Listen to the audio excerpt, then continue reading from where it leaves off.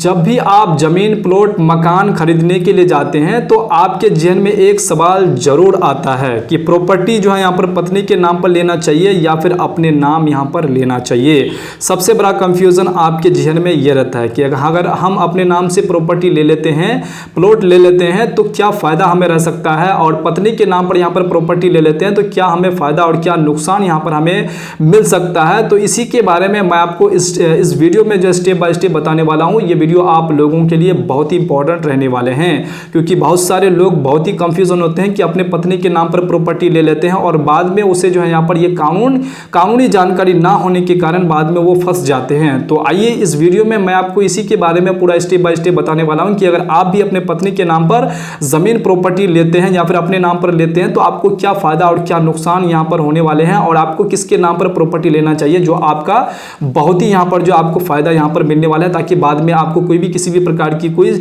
आपको यहाँ पर जो समस्या यहाँ पर नहीं होना चाहिए अगर आप प्रॉपर्टी अगर मकान दुकान अगर खरीदते हैं। क्योंकि आप जो प्रॉपर्टी मकान दुकान खरीदते हैं तो 1 रुपए का नहीं होता, वो जो आपका लाखों में यहाँ पर पैसे होते हैं। पैसे लगा करके आप प्रॉपर्टी लेते हैं तो आपको डिसीजन भी लेना चाहिए, सोच समझ करके आपको कोई भी डिसीजन लेना चाहिए। और क्या आपको पता है कि कई राज्यों में महिलाओं के नाम पर रजिस्ट्री अगर कराने पर लाखों रुपए तक का छूट यहां पर मिलती है। अगर आप महिलाओं के नाम पर अगर प्रॉपर्टी जमीन अगर रजिस्ट्री करवाते हैं तो आपको लाखों रुपए का यहां पर छूट यहाँ पर मिलती है। लेकिन इसके साथ कुछ कानूनी यहाँ पर जो है जोखिम भी यहाँ पर होते हैं। तो इसी जोखिम के बारे में आपको नॉलेज होना बेहद ज़रूरी है, नहीं तो आप समस्या में यहाँ पर पड़ सकते हैं। क्या आपको पता है कि कई राज्य में महिलाओं के नाम पर रजिस्ट्री कराने पर लाखों रुपए तक की छूट यहाँ पर मिलती है, लेकिन इसके साथ कुछ कानूनी जोखिम भी यहाँ पर होते हैं। तो आज इस वीडियो में हम आपको बताएंगे कि पत्नी के नाम पर प्रॉपर्टी लेने के फायदे और नुकसान क्या है, और यहाँ पर जो पूरा कानून क्या कहता है और कानूनी सलाह क्या है। आइए इस वीडियो में स्टेप बाय स्टेप मैं आपको इस वीडियो के माध्यम से पूरा भरपूर यहाँ पर जो है समझाने का यहाँ पर प्रयास करने वाला हूँ। तो दोस्तों, अगर आप इस चैनल पर नए आए तो आपसे रिक्वेस्ट है कि इस चैनल को आप सब्सक्राइब जरूर कर लीजिएगा, क्योंकि मैं इस चैनल पर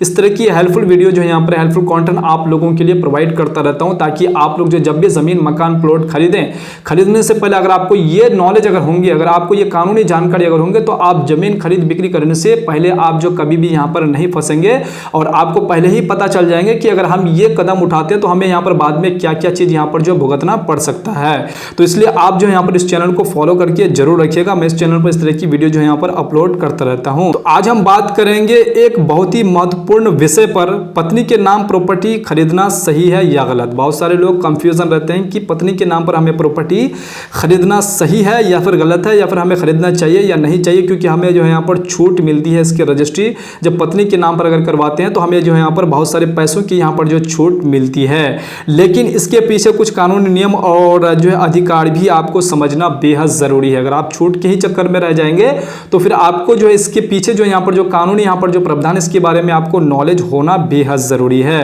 देखिए, पत्नी के नाम प्रॉपर्टी लेने के फायदे, सबसे पहले आप जो फायदे के बारे में जान लीजिए कि अगर आप अपने पत्नी के नाम पर अगर कोई प्रॉपर्टी जमीन मकान प्लॉट लेते हैं तो फायदे आपको क्या क्या यहाँ पर मिलने वाले होते हैं। रजिस्ट्री में आपको सबसे पहला तो आपको रजिस्ट्री में यहाँ पर छूट मिलने वाले हैं। भारत के कई राज्यों में महिलाओं को स्टाम्प ड्यूटी में छूट यहाँ पर मिलती है। उसको स्टाम्प ड्यूटी में बहुत सारे यहाँ पर जो पैसे की छूट यहाँ पर मिलती है। उदाहरण के लिए कई राज्यों में महिलाओं के लिए जो यहाँ पर 1% से लेकर 2% तक का यहाँ पर जो है कम स्टाम्प यहाँ पर जो है ड्यूटी जो उसे यहाँ पर जो है लगती है, उसे यहाँ पर मतलब देने पड़ते हैं। उसके बाद जो है यहाँ पर जो है उसमें प्रॉपर्टी खरीदते समय जो हजारों या लाखों रुपए की यहाँ पर जो बचत हो सकती है। जब भी वो जो यहाँ पर आप अपने पत्नी के नाम पर यहाँ पर जो प्रॉपर्टी लेते हैं तो लाखों रुपए का हजारों रुपए का आपको यहाँ पर बचत हो सकती है रजिस्ट्री में। अब देखिए यहाँ पर टैक्स में आपको फायदा क्या यहाँ पर मिलने वाला है। अगर आप अपने पत्नी के नाम पर अगर कोई भी प्रॉपर्टी मकान लेते हैं, अगर पत्नी के नाम पर प्रॉपर्टी है और उस पर होम लोन लिया गया है, तो पत्नी जो है यहाँ पर पति पत्नी दोनों को जो है यहाँ पर इनकम टैक्स में छूट यहाँ पर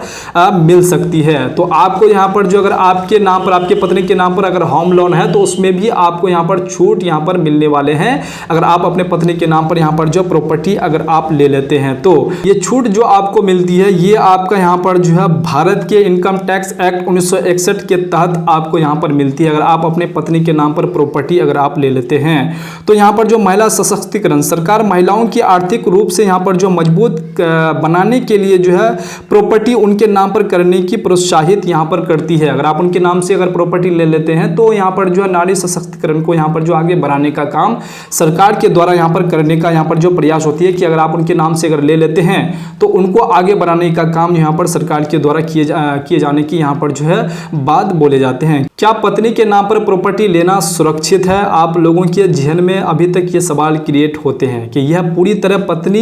पति और पत्नी के आपसी यहाँ पर जो है भरोसे पर निर्भर यहाँ पर करता है। बिल्कुल सही बात है कि अगर आप अपने पत्नी के नाम पर अगर प्रॉपर्टी ले लेते हैं तो पति पत्नी के बीच में जो यहाँ पर भरोसे पर यहाँ पर डिपेंड करते हैं कि उन दोनों के बीच में किस प्रकार से यहाँ पर जो कॉम्बिनेशन यहाँ पर बना हुआ है। यह पूरी तरह जो यहाँ पर पत्नी के बीच में यहाँ पर जो भरोसेमंद पर यहाँ पर निर्भर करती है। अगर प्रॉपर्टी पूरी तरह पत्नी के नाम पर है तो कानून के अनुसार जो उसकी मालिक जो है पत्नी ही यहाँ पर जो है मानी जाएगी। अगर पत्नी के नाम पर अगर आप प्रॉपर्टी लिए हैं तो आप जो है यहाँ पर अगर पति हैं तो आप उसका जो है पर हकदार नहीं है, प्रॉपर्टी जो उसका मालिक जो है आपकी यहाँ पर पत्नी कहलाएगी। अब जो है अगला बात जान लेते हैं कि तलाक या फिर विवाद की स्थिति में अगर आपके मान के चले आपस में पति पत्नियों के बीच में अगर विवाद हो जाते हैं और बात आपका यहाँ पर जो तलाक तक यहाँ पर जो पहुंच जाती है तो उस समय आपका यहाँ पर जो क्या होने वाला है। अगर अभी आपका यहाँ पर जो पति पत्नी के बीच में विवाद या फिर तलाक हो जाए तो अभी प्रेजेंट में मान के चले अगर आपका तलाक हो जाए तो इसके नाम पर यहाँ पर जो प्रॉपर्टी आपका यहाँ पर रहने वाला है, किसके नाम पर प्रॉपर्टी रहने वाला है, कानूनी तौर पर वही उसका मालिक होगा।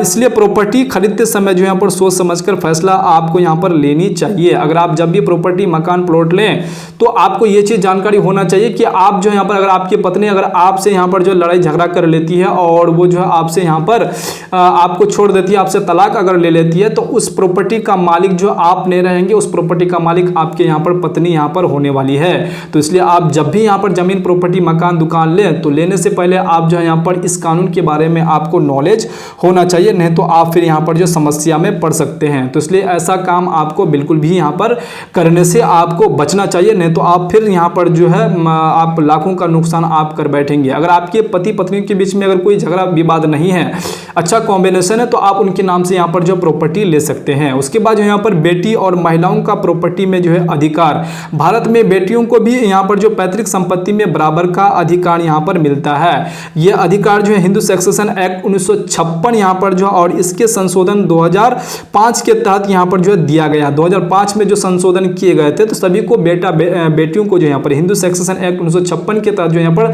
सभी बेटा बेटियों को बराबर का हिस्सा यहाँ पर जो है यहाँ पर जो है देने का यहाँ पर जो ये कानून है और आपको इस कानून के बारे में जानकारी होना चाहिए। इसके अनुसार जो है बेटा और बेटी दोनों को पैतृक संपत्ति में बराबर हिस्सा यहाँ पर मिलता है, पैतृक संपत्ति में, ना कि यहाँ पर जो आपके अम्मी के यहाँ पर जो है प्रॉपर्टी में। पैतृक संपत्ति में जो बेटा बेटी को बराबर का हिस्सा यहाँ पर मिलने वाले हैं। अगर आपकी अम्मी अगर आपका जिंदा है, अगर आपके पिताजी ने आपके अम्मी के नाम से यहाँ पर जो प्रॉपर्टी खरीदी है और आपकी अम्मी अभी यहाँ पर जो प्रेजेंट में है, उसका भी देहांत यहाँ पर नहीं हुआ है, तो उसका ओरिजिनल मालिक आपका अम्मी है और आपके यहाँ पर जो आपकी जो है माँ है वो उन्हीं के नाम पे यहाँ पर वो प्रॉपर्टी है। जब तक वो डेथ नहीं कर जाते तब तक उस प्रॉपर्टी का आप लोग यहाँ पर हकदार नहीं होते। लेकिन पैतृक संपत्ति में ऐसा नहीं है, जन्म लेते ही आपका यहाँ पर जो है अधिकार उस प्रॉपर्टी में यहाँ पर हो जाते हैं और सबका जो है यहाँ पर 2005 के संशोधन के बाद जो है सभी का जो है यहाँ पर बेटा बेटी का जो है यहाँ पर बराबर का हिस्सा यहाँ पर उनको यहाँ पर पैतृक संपत्ति में दिए जाते हैं और उनका एक अधिकार है। उसके बाद जो यहाँ पर नामांतरण और म्यूटेशन क्या होता है, इसके बारे में भी आपको नॉलेज होना चाहिए। जब किसी प्रॉपर्टी का मालिक यहाँ पर जो बदलता है तो सरकारी रिकॉर्ड में उसका नाम यहाँ पर जो है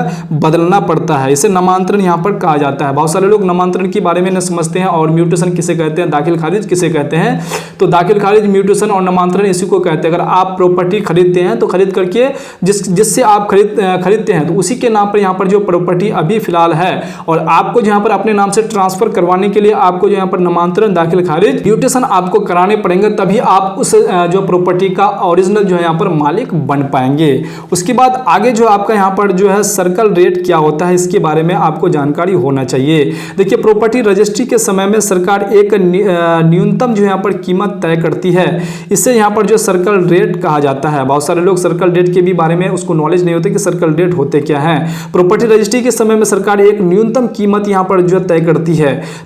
है और इसे सर्कल रेट कहा जाता है। रजिस्ट्री हमेशा यहाँ पर जो सर्कल रेट या फिर फिर उससे अधिक कीमत पर ही यहाँ पर जो होती है, ना कि उससे नीचे, उससे अधिक पर ही यहाँ पर होती है। तो दोस्तों आपको इसके बारे में जो अच्छी तरीके से समझ में आ गए होंगे कि हमें जो यहाँ पर प्रॉपर्टी किसके नाम पर यहाँ पर लेना चाहिए। अगर आप जो है यहाँ पर इसको जानकर भी अपनी पत्नी के नाम पर प्रॉपर्टी ले लेते हैं तो ये आप अपने रिस्क पे यहाँ पर ले सकते हैं। अगर आप चाहते हैं कि मेरी पत्नी हमसे यहाँ पर जो बाद में कुछ भी यहाँ पर कर सकती है, मेरे प्रॉपर्टी जो वो पूरा जो है यहाँ पर अपने नाम पर अगर उसके नाम पर हम कर देते हैं तो ये बाद में हमसे अगर तलाक वगैरह अगर ले लेती है तो फिर हम जो है यहाँ पर इसका जो है यहाँ पर बेदखल हमें यहाँ पर कर दिए जाएंगे, हम उसका मालिक नहीं बन पाएंगे। इस कानून को आपको मालूम होना बेहद जरूरी है। उम्मीद करता हूं कि आपको ये सारी बातें समझ में आ गए होंगे। जब भी आप प्रॉपर्टी, मकान, दुकान, प्लॉट लें तो आपको यहाँ पर लेने से पहले किसके नाम से आपको लेना चाहिए, ये आपको सबसे पहले आपको जानकारी होना चाहिए। क्योंकि बहुत सारे लोग जो है यहाँ पर जो छूट के कारण जो है यहाँ पर जो पत्नी के नाम पर जो प्रॉपर्टी ले लेते हैं और छूट के कारण जो अपने पत्नी के नाम पर ले लेते हैं और बाद में विवाद हो जाते हैं और वो प्रॉपर्टी उसके पत्नी के नाम पे हो जाते हैं, उसके बाद वो बाद में दिवालिया यहाँ पर हो जाते हैं। तो उम्मीद करता हूँ कि आपको ये सारी बातें समझ में आ गए होंगे। अगर आपको अभी भी अगर कोई भी अगर जहन में सवाल क्रिएट हो रहा है तो आप बेझिझक कमेंट बॉक्स में कमेंट करके आप बता सकते हैं। और वीडियो अगर आपको जरा सा भी अगर आपको इन्फॉर्मेशन लगा है तो प्लीज वीडियो को लाइक और चैनल को सब्सक्राइब करना बिल्कुल नहीं भूलिएगा, क्योंकि मैं इस चैनल पर इस तरह की वीडियो आप लोगों के लिए, खास करके आप लोगों के लिए जो है यहाँ पर इतना मेहनत करके आप लोगों के लिए वीडियो यहाँ पर जो अपलोड करता हूँ, इसलिए आप जो चैनल को सब्सक्राइब करना बिल्कुल नहीं भूलिएगा। तो चलिए फिर से मिलता हूँ इसी प्रकार से दूसरे वीडियो में दूसरे कंटेंट के साथ। तब तक के लिए आप अपना ख्याल रखिएगा। वीडियो देखने के लिए आपका बहुत बहुत धन्यवाद।